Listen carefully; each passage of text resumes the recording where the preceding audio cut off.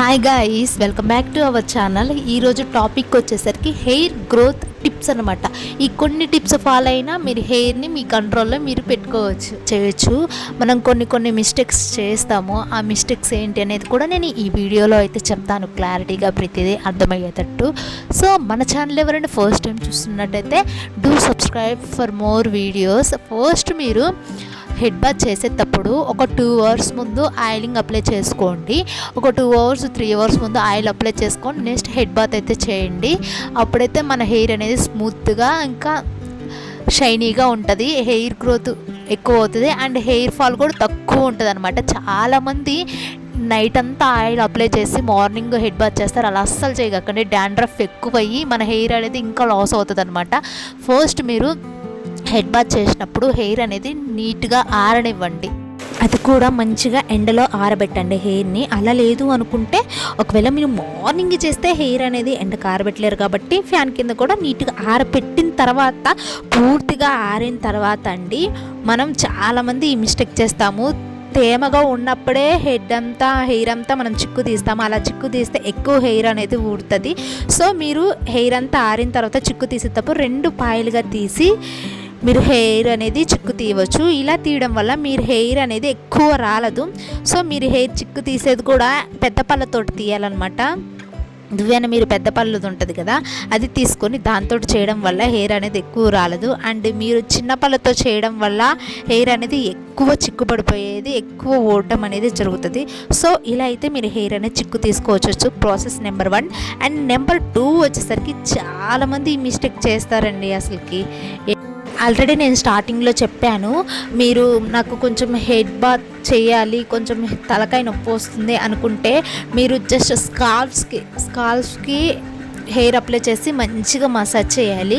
Massage చేసి ఒక 2 hours వదిలేసి హెడ్ బాత్ చేస్తే మీకు చాలా అంటే చాలా రిజల్ట్స్ వస్తాయండి.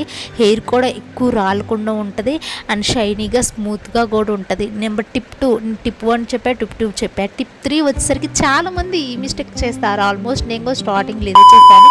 మీరు యూజ్ చేసే టవల్స్ కూడా చాలా మెత్తగా ఉండాలి.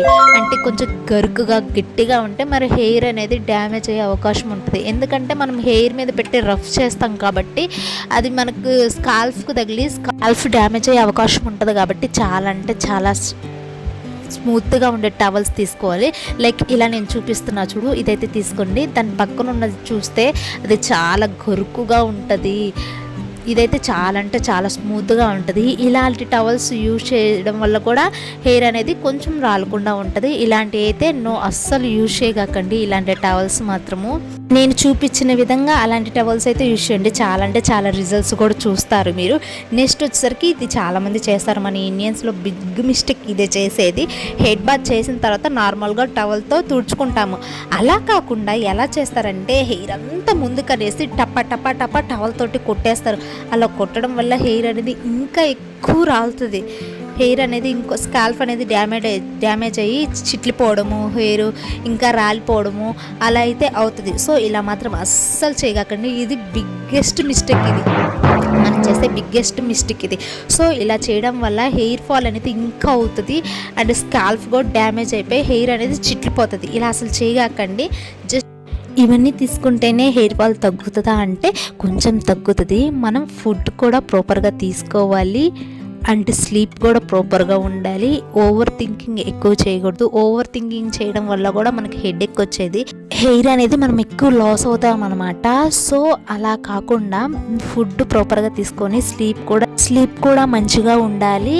అండ్ ఇవన్నీ చేస్తే హెయిర్ అనేది చాలా అంటే చాలా బాగా గ్రోత్ అవుతుంది. అండ్ మీరు తీసుకునే హెయిర్ ఆయిల్ కూడా చాలా మంచిగా ఉండాలన్నమాట.